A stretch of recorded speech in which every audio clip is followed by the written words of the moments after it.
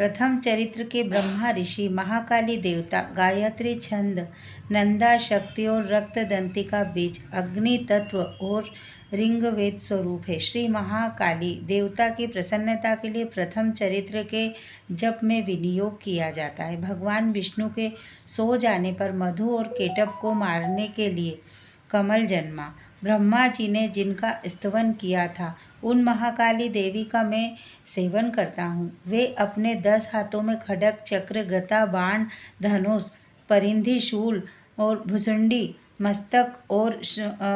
मस्तक और शंख धारण करती है। उनके 3 नेत्र हैं। वे समस्त अंगों में दिव्य आभूषणों से विभूषित रहती हैं।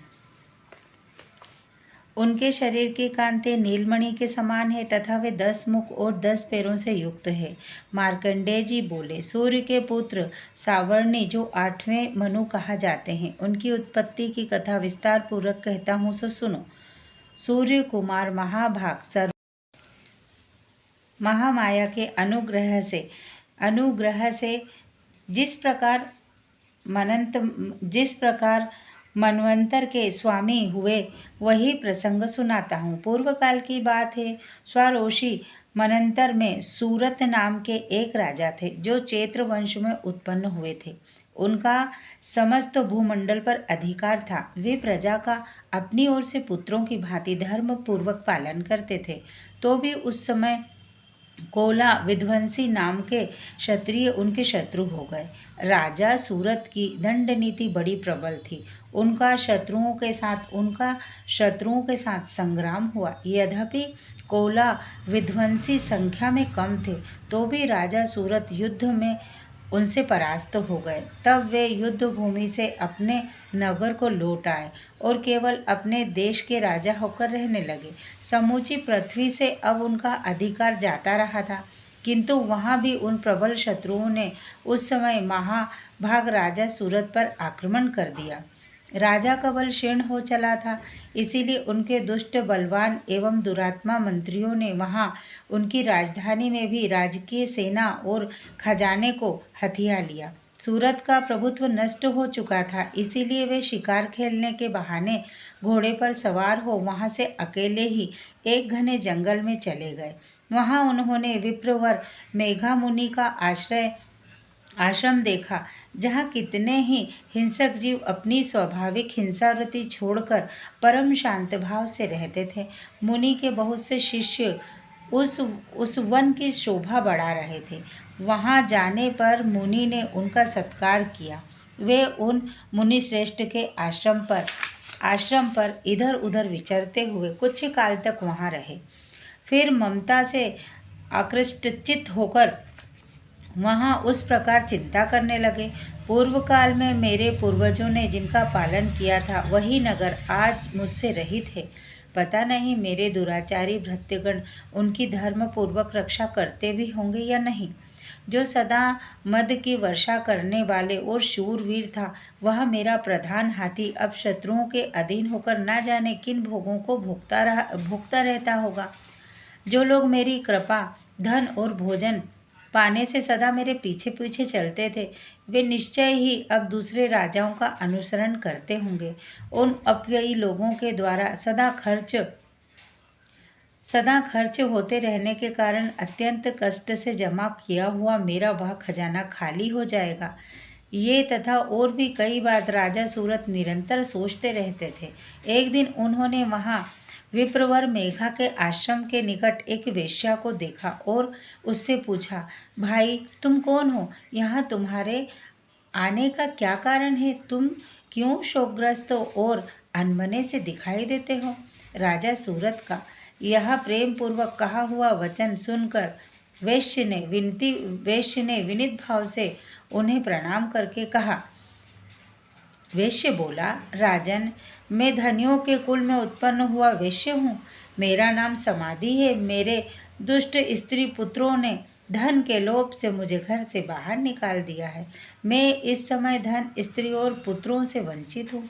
मेरे विश्वसनीय बंधुओं ने मेरा ही धन लेकर मुझे दूर कर दिया है। इसीलिए दुखी होकर मैं वन में चला आया। यहाँ रहकर मैं इन बातों को नहीं जानता कि मेरे पुत्रों की, स्त्री की और स्वजनों की कुशलता कैसी है। इस समय घर में वे कुशलता से रहते होंगे अथवा उन्हें कोई कष्ट है। वे मेरे पुत्र कैसे हैं? क्या वे सदाचारी है अथवा दुराचारी हो गए हैं? राजा ने पूछा। जिन लोभी स्त्री, पुत्र आदि ने धन के कारण तुम्हें घर से निकाल दिया, उनके प्रति तुम्हारे चित्त में इतना स्नेह बंधन क्यों है? आप मेरे वैश्य बोला, आप मेरे विषय में जैसी बात करते हैं वह सब ठीक है, किंतु क्या करूं? मेरा मन निष्ठुरता नहीं धरता। जिन्होंने धन के लोभ में पड़कर पिता के प्रति स्नेह, पति के प्रति प्रेम तथा आत्मीय जनों के प्रति अनुराग को तिलांजलि दे दी, मुझे घर से निकाल दिया है। उन्हों के प्रति मेरे हृदय में इतना स्नेह है। महामते, गुणहीन बंधुओं के प्रति भी जो मेरा चित्त इस प्रकार प्रेम मग्न हो रहा है, यह क्या है? इस बात को मैं जानकर भी नहीं जान पाता। उनके लिए मैं लंबी सांसें ले रहा हूँ और मेरा हृदय अत्यंत दुखित हो रहा है। उन लोगों में प्रेम का सर्वथा अभाव है, तो भी उनके प्रति जो मेरा मन निष्ठुर नहीं हो पाता, इसके लिए मैं क्या करूं? मार्कंडेय जी कहते हैं, ब्राह्मण तदंतर राजाओं में श्रेष्ठ सूरत और वह समाधि नामक वैश्य दोनों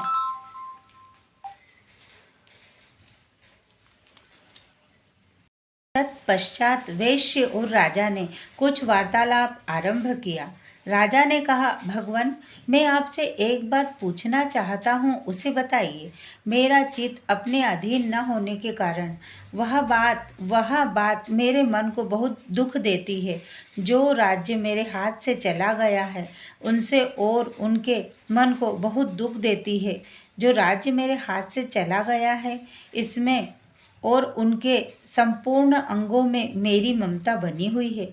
मुनि श्रेष्ठ, यह जानते हुए भी कि वह मेरा नहीं है, अज्ञानता की भांति मुझे उसके लिए दुख होता रहता है। क्या यह वैश्य भी घर से अपमानित होकर आया है? इसके पुत्र, स्त्री और भृत्यों ने इसे छोड़ दिया है, स्वजनों ने भी इसका परित्याग कर दिया है, तो भी यह उनके प्रति अत्यंत हार्दिक स्नेह रखता है। इस प्रकार यह तथा दोनों ही बहुत दुखी हैं। जिसमें प्रत्यक्ष दोष देखा गया है, उस विषय के लिए भी हमारे मन में ममता जनित आकर्षण पैदा हो रहा है। महाभाग, हम दोनों समझदार हैं, तो भी हम में जो मोह पैदा हुआ है, यह क्या है? विवेक शून्य पुरुषों की भांति मुझ में और इसमें भी यह मूढ़ता प्रत्यक्ष दिखाई दे रही है। ऋषि बोले, महाभाग, विषया मार्ग का ज्ञान सब जीवों को है। इसी प्रकार विषय भी सबके लिए अलग अलग हैं। कुछ प्राणी दिन में नहीं देखते और दूसरे रात में नहीं देखते, तथा कुछ जीव ऐसे हैं जो दिन और रात्रि में भी बराबर देखते हैं। यह ठीक है कि मनुष्य समझदार होते हैं, किंतु केवल वे ही ऐसे नहीं होते। पशु, पक्षी और मृग आदि सभी प्राणी समझदार होते हैं। मनुष्य की समझ भी वैसी ही होती है जैसी उन मृग और पक्षियों की होती है, तथा जैसी मनुष्य की होती है वैसे ही उन मृग, पक्षी आदि की होती है। यहाँ तथा अन्य बातें भी प्रायः दोनों में समान ही है। समझ होने पर भी इन पक्षियों को तो देखो, ये स्वयं भूख से पीड़ित होते हुए भी मोहवश बच्चों की चोंच में कितने चाव से अन्न के दाने डाल रहे हैं। नर श्रेष्ठ, क्या तुम नहीं देखते कि ये मनुष्य समझदार होते हुए भी लोभवश अपने किए हुए उपकार का बदला पाने के लिए पुत्रों की अभिलाषा करते हैं? यद्यपि उन सब में समझ की कमी नहीं है, तथा वे संसार की स्थिति, जन्म मरण की परंपरा बनाए रखने वाले भगवती महामाया के प्रभाव द्वारा ममतामय भंवर से युक्त मोह के गहरे गर्त में गिराए गए हैं। इसीलिए इसमें आश्चर्य नहीं करना चाहिए। जगदीश्वर भगवान विष्णु की योग निद्रा रूपा जो भगवती महामाया है, उन्हीं से यह जगत मोहित हो रहा है। वे भगवती महामाया देवी ज्ञानियों के भी चित्त को बलपूर्वक खींचकर मोह में डाल देती हैं। वे ही इस संपूर्ण चराचर जगत सृष्टि करती हैं तथा वे ही प्रलय होने पर मनुष्य को मुक्ति के लिए वरदान देती हैं। वे ही पराविद्या, संसार बंधन और मोक्ष की हेतुभूता सनातनी देवी तथा संपूर्ण ईश्वरों की भी आधीश्वरी है। राजा ने पूछा, भगवान, जिन्हें आप महामाया कहते हैं, वे देवी कौन हैं? ब्राह्मण, उनका आविर्भाव कैसे हुआ तथा उनके चरित्र कौन कौन से हैं? ब्रह्मवेताओं में श्रेष्ठ महर्षि उन देवी का जैसा प्रभाव है, जैसा स्वरूप है और जिस प्रकार प्रादुर्भाव हुआ है, वह सब मैं आपके मुख से सुनना चाहता हूँ। ऋषि बोले, राजन, वास्तव में तो वे देवी नित्य स्वरूपा ही हैं।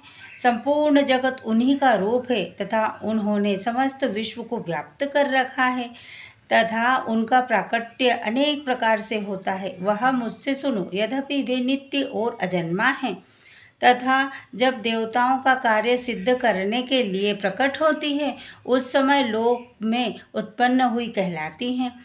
कल्प के अंत में जब संपूर्ण जगत एकावर्ण में निमग्न हो रहा था और सब में प्रभु भगवान विष्णु शेषनाग की सैया बिछाकर योग निद्रा का आश्रय ले सो रहे थे, उस समय उनके कानों में मेल से दो भयंकर असुर उत्पन्न हुए जो मधु और केटभ के नाम से विख्यात थे। वे दोनों ब्रह्मा जी का वध करने को तैयार हो गए। भगवान विष्णु के नाभि कमल से विराजमान प्रजापति ब्रह्मा जी ने जब उन दोनों भयंकर असुरों को अपने पास आया और भगवान को सोया हुआ देखा, तब एकाग्रचित होकर उन्होंने भगवान विष्णु को जगाने के लिए उनके नेत्रों में निवास करने वाली योग निद्रा का स्तवन आरंभ किया, जो इस विश्व की आधीश्वरी जगत को धारण करने वाली हैं, संसार का पालन और संहार करने वाली तथा तेजः स्वरूप भगवान विष्णु की अनुपमा शक्ति है। उन्हीं भगवती निद्रा देवी भगवान ब्रह्मा स्तुति करने लगे। देवी, तुम्ही स्वाहा, तुम्ही स्वधा और तुम्ही वष्टकार हो। स्वर भी तुम्ही हो, स्वरूप हो। तुम्ही जीवनदायिनी सुधा हो। नित्य अक्षर प्रणव में आकार, ओकार, मकार, इन तीन मात्राओं के रूप में तुम्ही स्थित हो तथा इन तीन मात्राओं के अतिरिक्त जो बिंदु रूप नित्य अर्धमात्रा है, जिसका विशेष रूप में उच्चारण नहीं किया जा सकता, वह भी तुम ही हो। देवी, तुम ही स्वधा, सावित्री तथा परम जननी हो।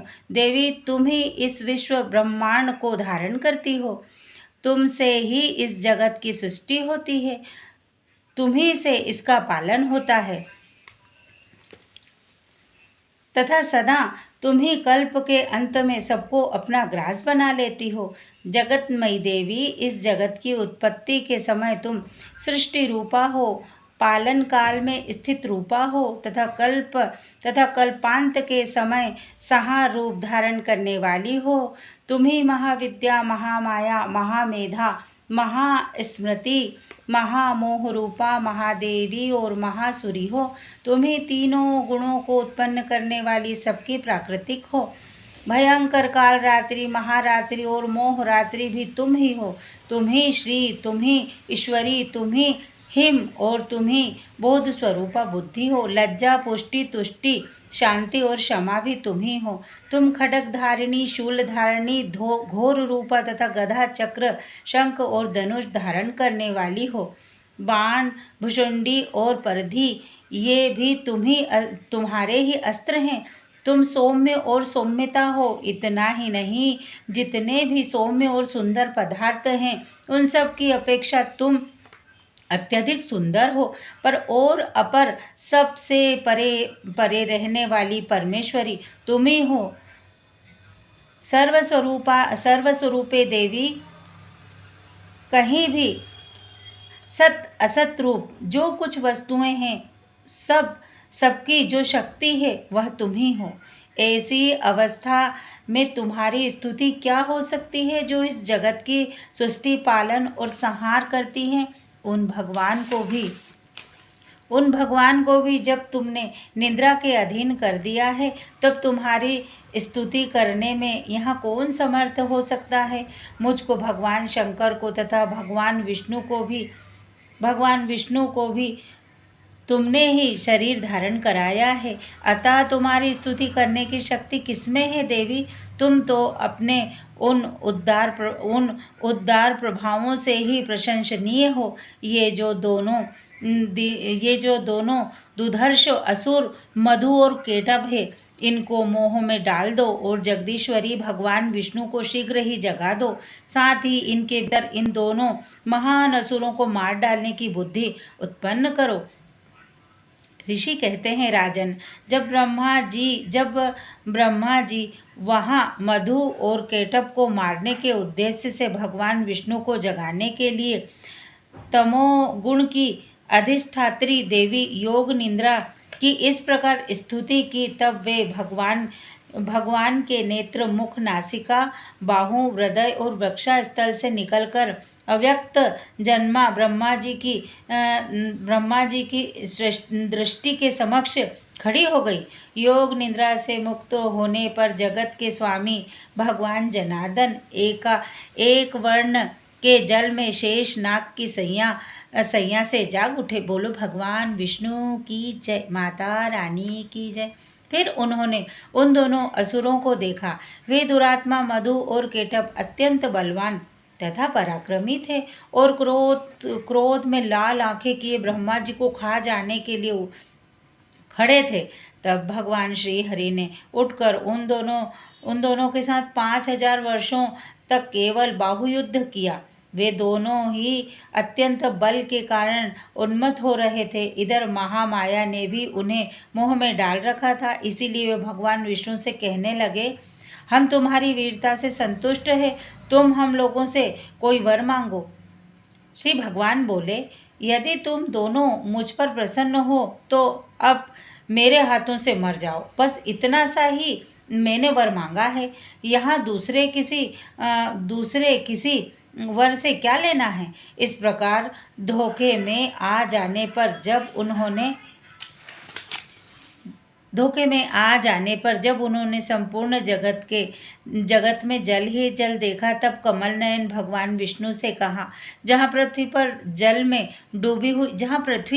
डूबी हुई ना हो, जहाँ सूखा स्थान हो, वहीं हमारा वध करिए।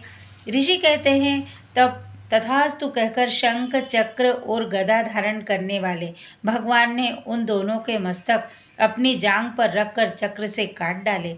इस प्रकार ये देवी महामाया ब्रह्मा जी की स्तुति करने पर स्वयं प्रकट हुई थी। अब पुनः तुमसे उनके प्रभाव का वर्णन करता हूँ।